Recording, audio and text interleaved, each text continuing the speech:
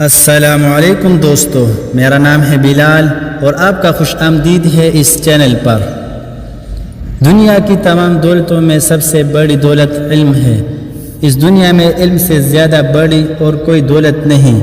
ایک مفکر کا قول ہے کہ علم ایک معمولی آدمی کو غیر معمولی آدمی بنا دیتا ہے۔ جانور اور انسان میں یہ فرق ہے کہ جانور کی معلومات محدود ہوتی ہے۔ جانور کے لیے یہ ممکن نہیں کہ وہ اپنی معلومات میں اضافہ کر سکے۔ اس کے مقابلے میں انسان کی صفت یہ ہے کہ وہ اپنی معلومات میں اضافہ کرتا رہتا ہے۔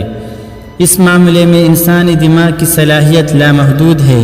یہی وجہ ہے کہ انسان آخر عمر تک اپنی معلومات کو بڑھاتا رہتا ہے۔ دماغ کی کوئی حد نہیں، اس لیے اضافی معلومات کی بھی کوئی حد نہیں۔ انسانی شخصیت کی تکمیل میں سب سے زیادہ حصہ اسی علم کا ہے۔ یہ دراصل علم ہی ہے جو ایک عام آدمی کو عظیم آدمی بناتا ہے، جو ایک معمولی انسان کو غیر معمولی انسان بنا دیتا ہے۔ علم کے ذریعے یہ ممکن ہوتا ہے کہ آدمی اپنی شخصیت کی توسیع کر سکے۔ وہ گزری ہوئی تاریخ کو کتابوں میں پڑھ کر جان لے، وہ مطالعہ کر کے دنیا بھر میں ہونے والے واقعات سے باخبر ہو جائے۔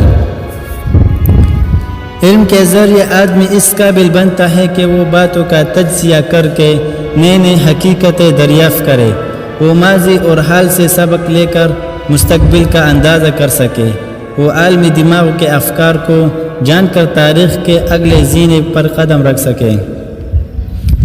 علم آدمی کو حیوانیت کے درجے سے اٹھا کر حقیقی انسانیت کے درجے پر پہنچاتا ہے۔ علم آدمی کو اس قابل بناتا ہے کہ وہ ساری دنیا سے ذہنی غذا لے کر زیادہ بہتر طور پر اپنی زندگی کی تعمیر کرے۔ وہ اپنی زندگی کی زیادہ بہتر اور زیادہ کامیاب منصوبہ بندی کر سکے۔ علم کے بغیر ہر آدمی غیر کامل انسان ہے اور علم کے ساتھ ہر آدمی کامل انسان۔ ایسی دلچسپ اور انفارمیٹو ویڈیوز کو دیکھنے کے لیے اس چینل کو سبسکرائب کریں۔ جس آدمی کے پاس کتاب ہے وہ اکیلا نہیں ہے۔ اکیلا شخص وہ ہے جس کے پاس ذہنی مشغولیت کے لیے کچھ نہ ہو۔ کتاب آدمی کو بہترین ذہنی مشغولیت دے دیتی ہے۔ پھر جو آدمی کتاب پڑھے وہ اکیلا کیسا رہے گا؟ کتاب کیا ہے؟ وہ صاحب کتاب کے مطالعہ اور تجربہ کا نچوڑ ہے۔ ہر کتاب گویا ایک خاموش آدمی ہے۔ جب ہم کتاب پڑھتے ہیں تو گویا ہم کسی آدمی کے ساتھ خیالات کے تبادلے میں مصروف ہوتے ہیں۔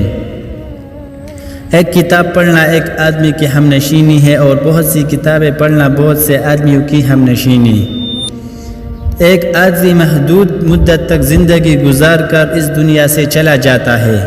اگر کتاب کا طریقہ نہ ہو تو گزرے ہوئے آدمیوں کے بارے میں جاننا چاہیے لیے ناممکن ہو جائے، مگر کتاب کی صورت میں آدمی کے بعد بھی اس کا ریکارڈ موجود رہتا ہے۔